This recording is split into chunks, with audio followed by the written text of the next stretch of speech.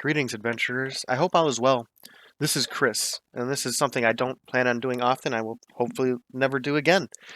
Um, I guess my one IRL episode, if this is that. Um, I had to write this down because I tried two or maybe three times, and my thoughts kept spiraling out in so many directions that I would get lost. So I tried this, and that's my phone vibrating to distract me also, because why not? For some context, this is no kind of pity party. This is me trying to actually externalize and maybe even share this with you. And share with you, I guess, is a big thing. Thank you for the time you spend with me, and more so if you listen to the end of this. You are one of those that helps me find balance in all of this. This time of year is hard, November to the end of January specific, but it seems most of my loss and grief gets balled up into that time span. And the idea of celebrating amidst all of this gets harder and harder every year. My birthday is in November, as is the Marine Corps birthday, and then Veterans Day. And I've deployed and I've lost Marines in combat, in service, and I've lost Marines since being out. Worst still, I've lost touch with almost all of them. And that's tough because Marines, those Marines are my family. My first deployment, we were the first group into an area after the 2004 tsunami, right after Christmas. I'm going to take a quick sip. I'm not going to go into detail, but I spent roughly 2 weeks ashore with folks. Folks is a person, not people. And that was dealing with the direct aftermath of the tsunami. And I've seen two wars, but what I saw in Banda Aceh, it actually haunts me. And I feel peculiar saying this, but I prefer war. Marines were taught, and arguably even now I feel better talking beyond that. We are systematically broken down and built up to understand the concepts and accept the fact that death is part of what we're doing. And we're going to lose each other and others in war, and combat has costs. But that, a tsunami is not combat. And when I got out, I was fine for the most part.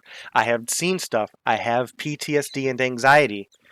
And it took a lot, but I got it to the point where, because I was aware of it, acknowledging it, it became manageable once I learned all of that. First, that it existed, that it was me responsible for it and it could be dealt with, and that I could manage it. Another drink. When my now ex got pregnant, something started to, though it went really weird in my head. I started to get weird bouts of unexplainable anxiety and grief and dread, and I couldn't handle it well. And after counseling and talking to someone, it was the uh, the degree of loss I saw, I couldn't fathom until I had something to be able to lose to that degree. Now, I'm sure I thought I could, but no. um, Not until the thought of losing my child, who was not even born yet at that. Again, this was pre-child. I couldn't deal with the thought of losing my child that wasn't even born yet. And I seen it. And again, for context, until my daughter was born, I never held a baby, never fed a baby. I didn't like kids. I didn't have any association with babies, nothing. Kids, same thing.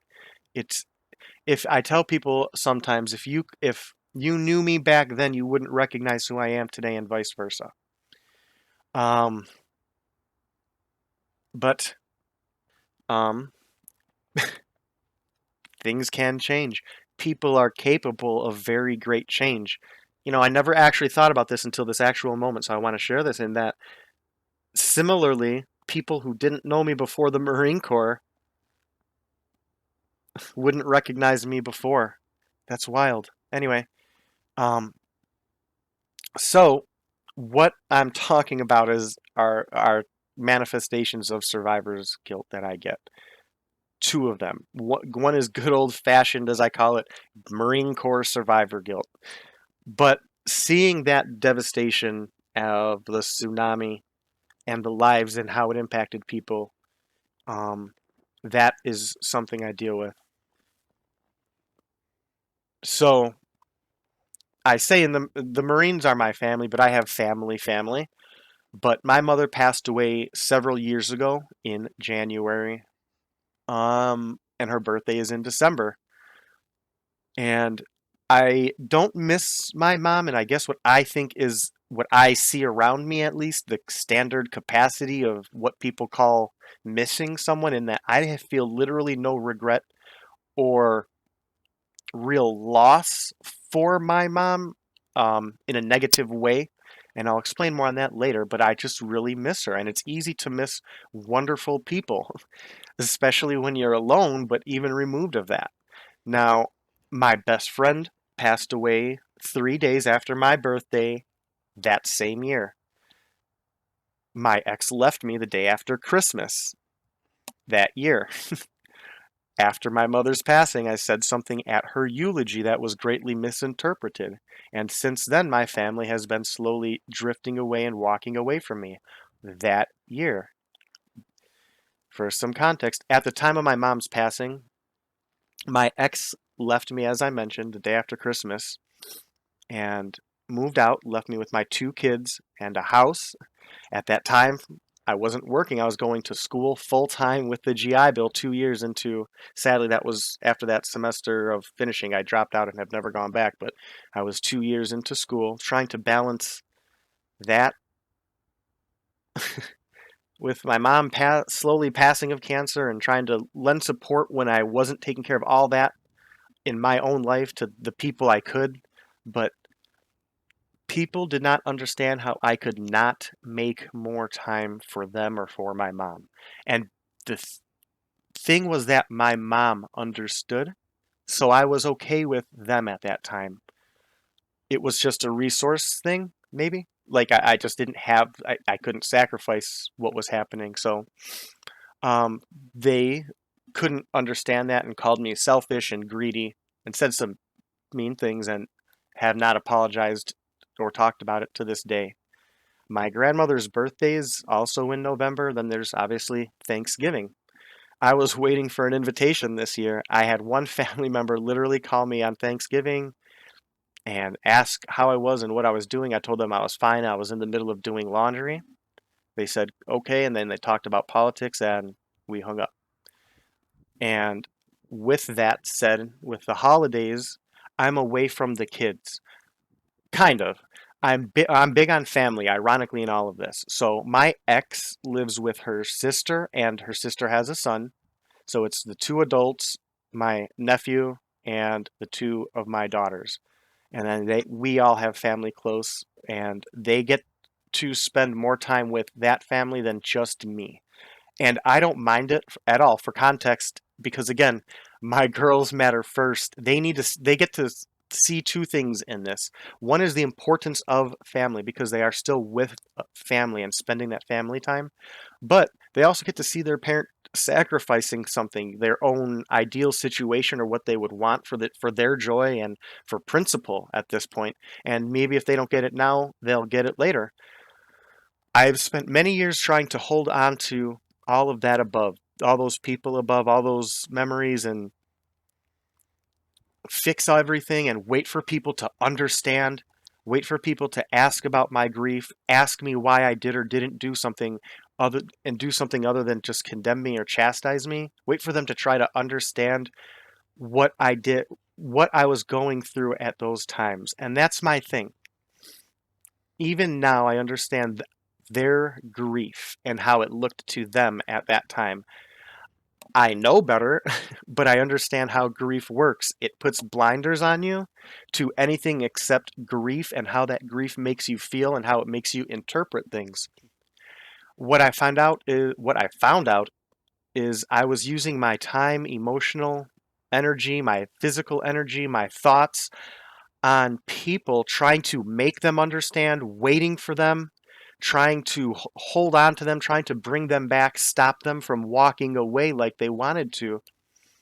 And I realized you can't stop someone from walking away from you. You're only wasting your resources. So after addition by subtraction, I'm mostly alone, but I have my time to focus on the people and the connections and the endeavors that I want to, where I know they will or will at least have a high likelihood of being appreciated and returned for what they are. Now, that above was what I wrote before going for my walk. This is what I'm adding upon reading that and clearing my head a bit. I mentioned above I have 2 kids when my wife left me. Again, grief. This is all that same year amidst all of that. My mom passing, this walking, just all of that. Um, I love my kids, and I am not sure if love is even the right word for what I feel for my kids, but anyone who has heard me or seen me or just gets me, they understand it. So, for all intents and purposes, I love my kids. But amidst my mom and the grief and all of that, my ex was pregnant with my 3rd kid at the time. Now, I didn't know that the child was mine. I will let you deduce from that what you will. Now, I love my kids, but I had to go in this 9-month span of limbo where I had to remove emotional attachment from, I'm saying this for context, that kid over there who was maybe not mine, but also balance that with the reality that I had to invest emotion and love and thought in that direction because that direction was my daughter. And I had to wait until she was born to get a test. And again, holding a baby that is I don't know. I just hope that makes sense. Grief comes in many forms, and most sadly don't know they are experiencing grief. They think it's depression or mood swings or people being mean or something. It takes a lot to look back and say, in a way, I loved someone so much that I suffer without them, but in a great way. I don't regret Rob or my mom passing. I just grieve for them and miss them because they left holes in my life that are now there. Another hole I deal with every day is while I don't mix my ex in any capacity, us not being together robs my 3 daughters of the life I wish I have and that I feel I was building up to. And that choice was taken from me and them. And no matter what I ever do, I can't give them that. And I always say, and I would love your thoughts on this, please, because it's sad and it breaks my heart that my daughters will never be able to just be with both of the parents they love in the way that they don't even understand they need and maybe do. I look at those holes fondly for what they are because I'm so close with my daughters. I may be closer with my daughters than I would be otherwise. I don't know. But those are holes, and they're not filled. That is not pity. That's grief. I hope that puts into context the difference. I may end up deleting this video. I hope you enjoyed the walk, and I hope you maybe enjoyed the talk. And if you made it this far, maybe share something with me in the comments just so I know someone's actually out there. That would be very nice. Take care.